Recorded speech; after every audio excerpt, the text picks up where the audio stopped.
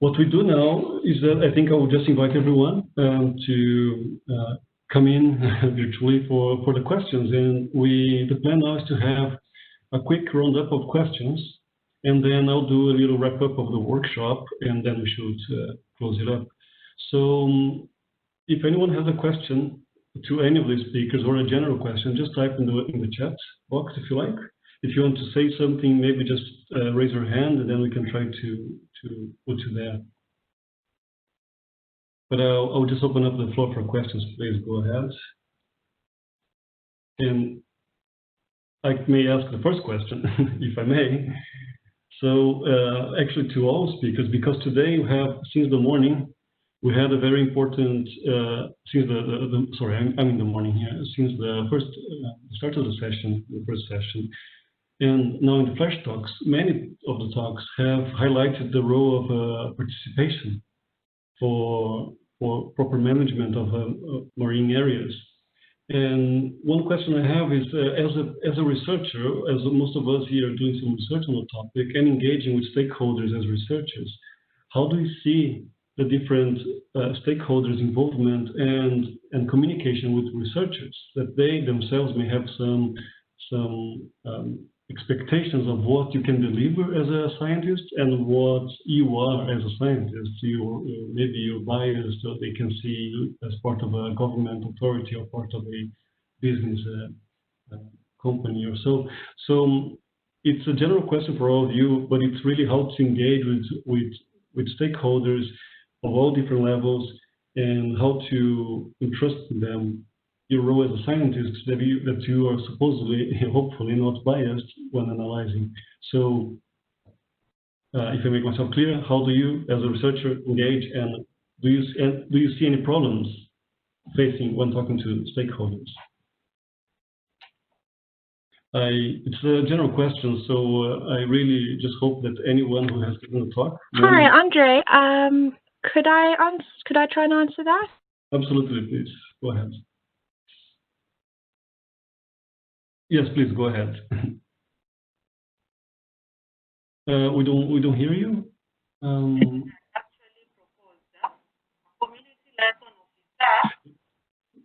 It's a bit bad microphone connection at the moment. What can you try again?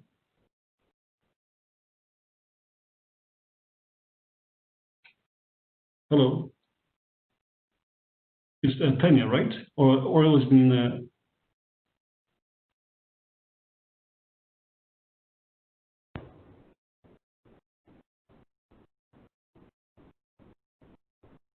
Hi again. Nina? We're having audio problems, I think. Can you try again? Hi, Andre, can you hear me?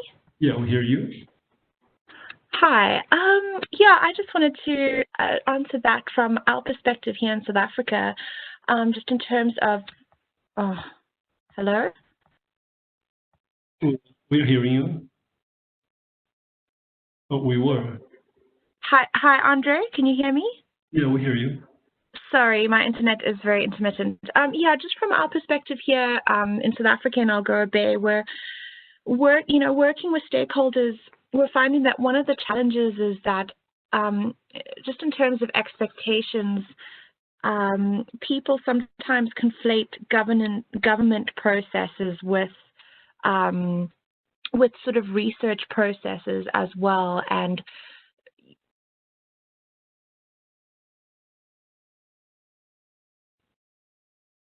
I'm sorry. I think the connection is indeed breaking.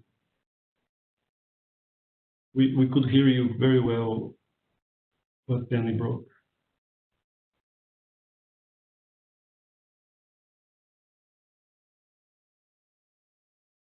Would you mind? Let's try to fix that microphone issue, and then maybe we can go. So we take you again, but then we go for the next question. And let me see. We had a question to Katarina. Katarina, are you there? Yes, people really. I am. Okay, so So we go to Katarina now, and then we come back to the previous answer, which was broken. So Katarina, do you see any development in marine spatial planning cases that incorporate specific considerations? Is it getting better? Well, I think the topic is getting more attention, for sure. Last year, there were 2 sessions in international conferences about the topic. One of them was actually the participants' choice in the MSP Global Initiative, one of the forums last year, and the other one was an Ocean Vision session. So I think the scientific community and the marine spatial planning community, at least more related to research, is getting more focused on the importance of advancing climate smart MSP. In practice, I am not sure. As you could see in the presentation, and you can see in several papers on the topic, there are not many marine spatial plans that actually incorporate climate change. This said, there is the Symphony tool in Sweden that is a decision support tool and a scenario building tool, and it recently incorporated models of climate change. So I think it's a very good example of how we can do this. I think the most important, first of all, we have to recognize the importance of the topic, and then to take operational steps to put it in practice. But even the European Commission is getting more attentive to this. So I am hopeful that in years to come, marine spatial plans, especially the ones that are being developed now, start to incorporate the challenge of climate change. And of course, that each case study, each country, each initiative will have to do it in a different way, because it's a different social, economic, cultural, environmental context. So there will never be a general solution. Thank you. On a follow-up, I think we have room for 2 more questions only, unfortunately. Nina, let me know if you're back with the microphone, if you can go back to that question. In the meantime, a question to Priyatma. Is Priyatma there? Yes, I'm here. So the question for you is, following up on these questions, Katarina, what are the challenges that small islands like Fiji face when it comes to climate change and marine spatial planning? Well, I do foresee this as a very challenging task for us, because the impact of climate change on the small islands is quite varied, like in terms of the coastal resources, marine resources. So I anticipate that integrating, like, first of all, marine spatial planning is a topic or a concept that has very recently gained attention in the Pacific. So at the moment, we are just trying to, first of all, establish the different steps involved in the process. And I think one of the most important ones would be the consultation process, which I believe has to be very thorough. And I think that is where we will need to do a lot of vertical and horizontal integration, and then try to look at the different organizations that are dealing with climate change, and that are dealing with also ocean policies, etc. So trying to integrate the climate change impacts into the marine spatial planning process is going to be very challenging for the Pacific Island nations, because they're struggling financially as well, to try and come up with a plan. I hope that answers your question. I think it's a complex issue that we need a bit more time on that, but nice, thank you.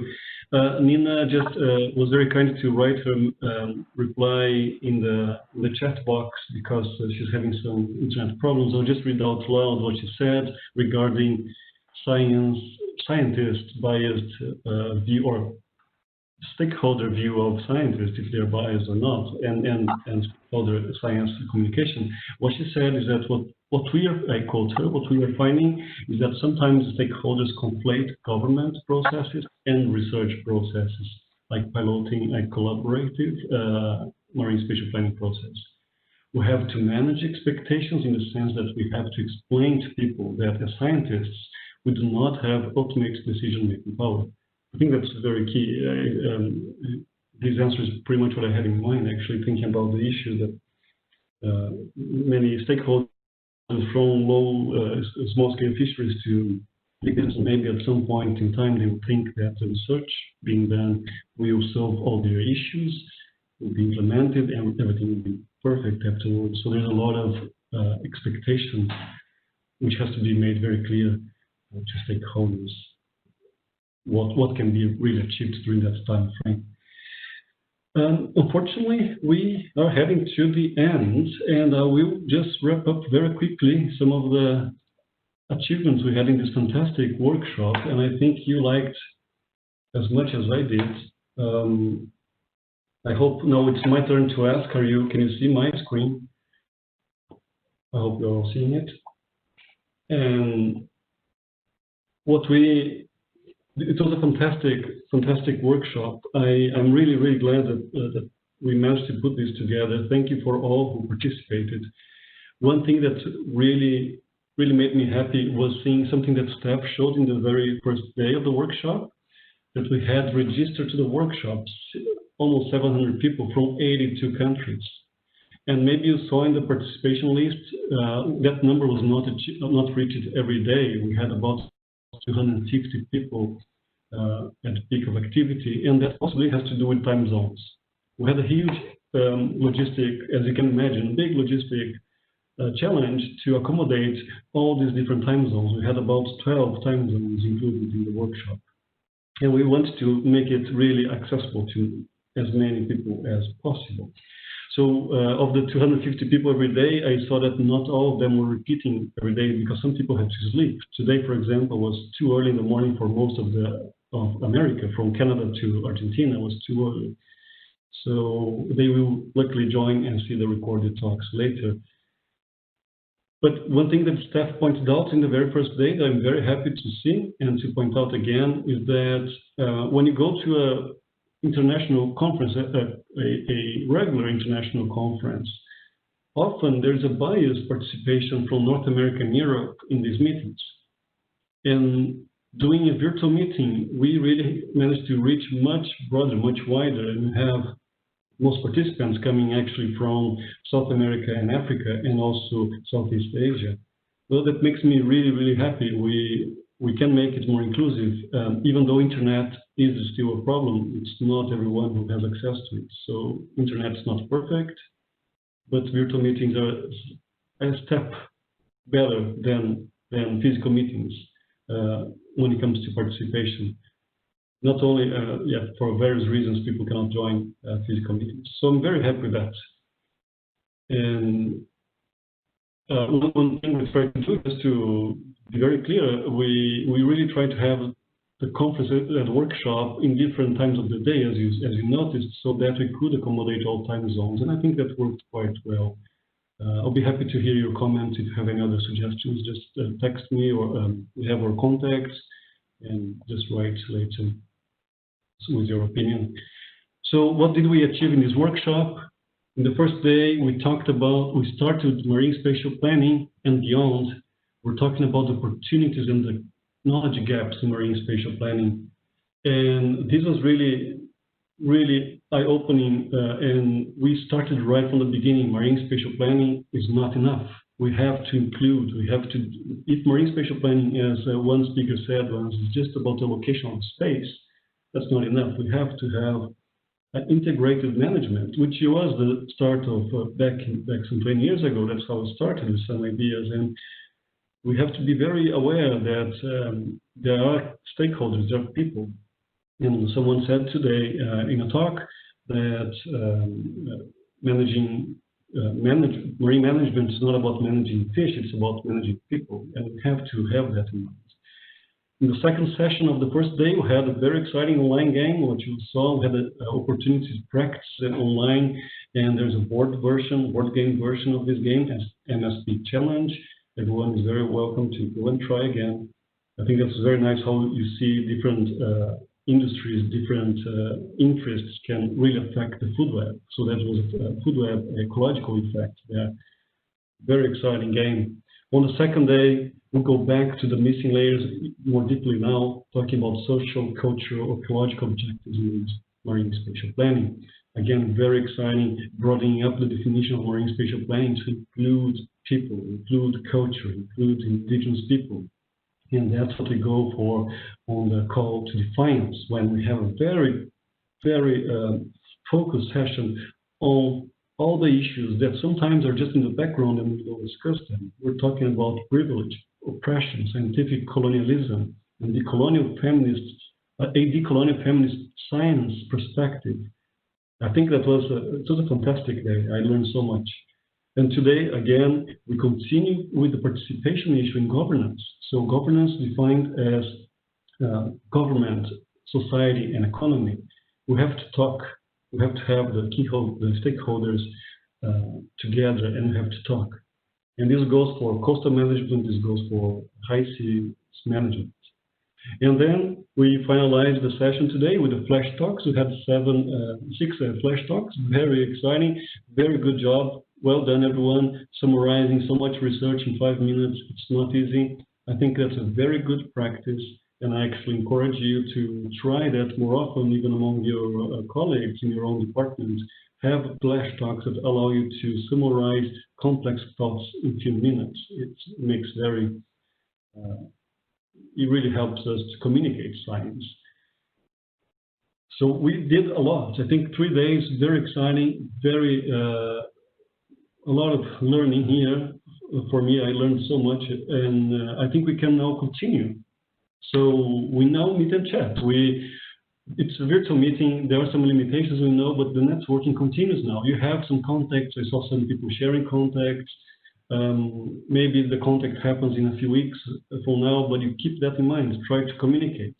Just as we have to talk to stakeholders, talk to your peers, talk to your colleagues, and let's broaden up our networks. The IMBeR app that we've been using, it's going to be available for 6 months from now.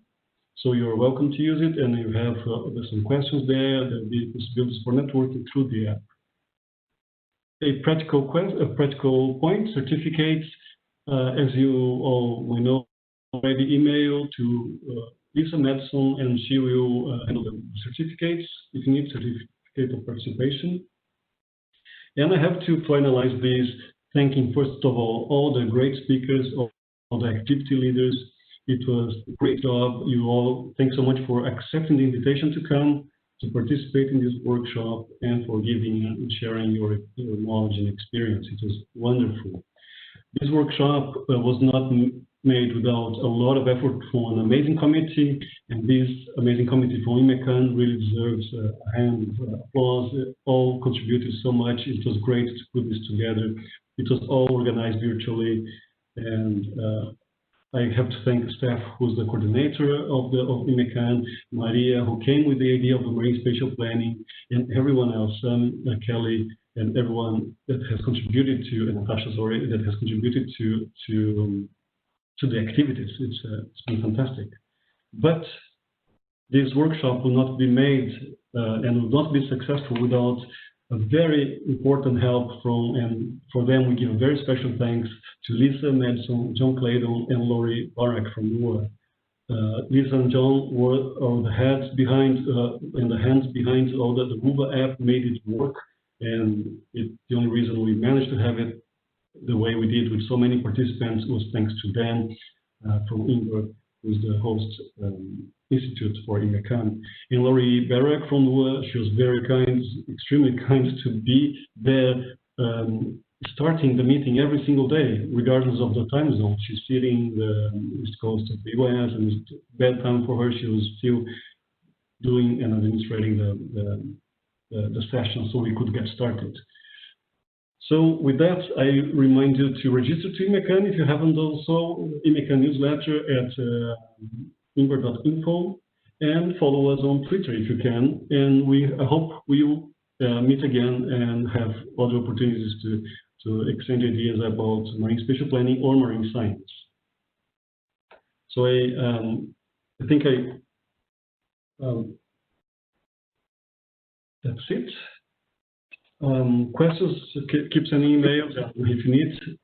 If anyone has anything to say, finally, but otherwise, we're done. Lisa? I just wanted to say thanks so much to everybody. It's been absolutely brilliant. But I'd also like to encourage you, we have kept the Hoover app. You would be able to use it for the next 2 days. We paid for an extra couple of days. So if you want to do some online meetings and things, you can certainly arrange them there. And if you need any help from me, just drop me an email. I'm happy to help if I can.